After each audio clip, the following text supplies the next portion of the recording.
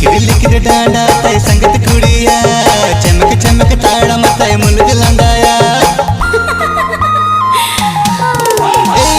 लिखिर डांडा तय संगत कुड़िया चमक चमक ताड़ा मतय मुलग लंडाया